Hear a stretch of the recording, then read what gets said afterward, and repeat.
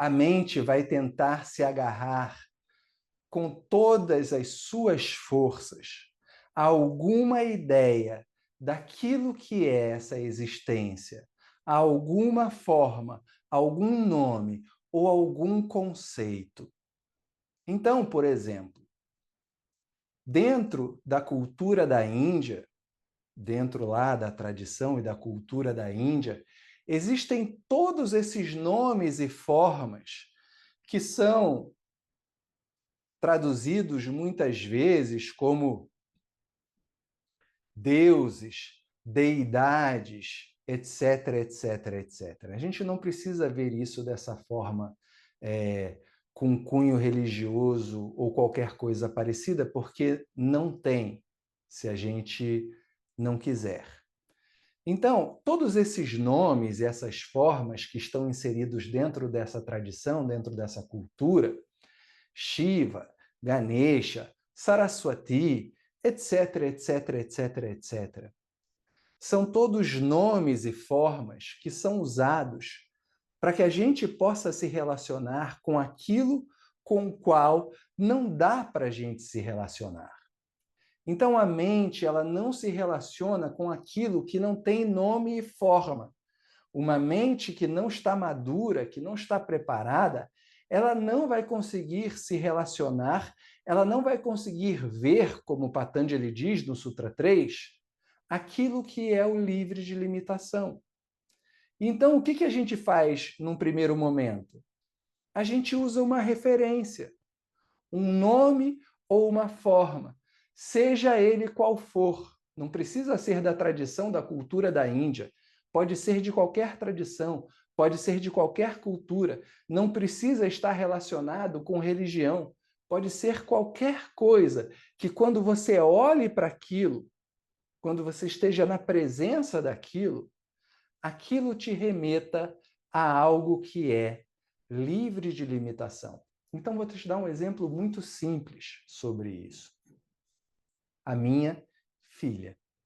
A minha filha é aquilo que, quando eu olho para ela, quando eu estou na presença dela, me traz a percepção daquilo que é livre de limitação. Que é o quê?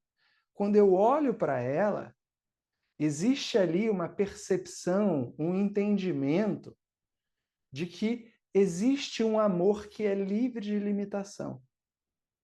Não pode se medir o amor por um filho, por uma filha. Não tem tamanho, não é explicável, não dá para se colocar em palavras. É como se diz em sânscrito, anirvachaniyam. Não dá para colocar em palavras, não dá para explicar. Ou você tem um filho ou uma filha e você vai ver isso, você vai entender isso, ou por algum outro objeto, sei lá, que você possa ter uma percepção de que aquilo não tem limite. Quando eu olho para aquela menininha ali de 3 anos falando, papai, não existe coisa mais maravilhosa. Não existe como qualificar aquilo. Não existe como colocar em palavras aquilo. Então, quando eu olho para ela, aquilo me remete o livre de limitação. Então, a gente usa isso num primeiro momento, a gente usa essas referências num primeiro momento. Mas Patanjali vai falar lá nos últimos sutras do primeiro capítulo, ele vai usar a palavra Nirodha, do segundo sutra. Então lembra que eu falei, ele vai puxar esse segundo sutra várias vezes. Lá na frente do primeiro capítulo, ele vai falar sobre Nirodha de novo. Ele vai falar assim, é necessário que todos esses conceitos que você tem em relação àquilo que seja o livre de limitação sejam abandonados, para que você, de fato, veja o que é o livre de limitação. Existe uma Upanishad que se chama Kena Upanishad, e você pode assisti-la aí no meu canal do YouTube, tem uma playlist chamada Kena Upanishad. Você pode assisti-la toda ali no meu canal do YouTube.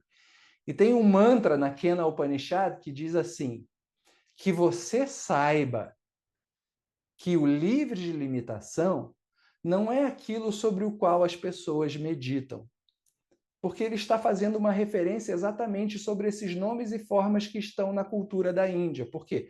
Você medita em cima do nome ou da forma de Shiva, você medita em cima do nome ou da forma de Ganesha, você medita em cima do nome e da forma de Jesus Cristo, do que você quiser, não importa. Mas, no fim das contas, o livre de limitação não é esse nome e essa forma sobre o qual você está meditando. Então, é necessário abrir mão desses conceitos, abrir mão desses apoios em um determinado momento. Eu costumo dizer que é como o telefone celular. Aqui, minha filhinha. Tá vendo? Tá aqui. O telefone celular é o quê? É um pedaço de plástico, vidro e metal. Mas ele serve para que você se comunique com alguém que você não consegue alcançar diretamente através dos seus sentidos. Ou seja, a sua voz não alcança 100 metros daqui. A sua audição não alcança 200 metros daqui. Então, o que você faz? Você pega um telefone e fala com uma pessoa que está a quilômetros de distância de você. Você não está falando com um pedaço de plástico, metal e vidro. Isso seria loucura, pensar dessa forma. Então, da mesma forma, se você tem, por exemplo, uma imagem na sua casa, aqui em casa tem vários, Ganeshas, Shiva, etc, etc, etc. Mas você não está falando com a imagem, galera, porque a imagem é um pedaço de madeira, a imagem é um pedaço de metal, é simplesmente uma representação do livre de limitação. Você não está falando com aquilo, você seria maluco, você não fala com a madeira, você não fala com metal. Não é isso. Mas aquilo representa o livre de limitação. Quando você olha para aquilo ali, quando você vê aquilo ali, aquilo te lembra do livre de limitação. Mas em um determinado momento, você não precisa desses nomes e dessas formas. Você simplesmente abre mão delas. Porque essas formas não representam o livre de limitação, como a Kena Upanishad diz. Que você saiba, que você entenda que o livre de limitação não é aquilo sobre o qual as pessoas meditam, mas é, de fato, livre de nomes e formas.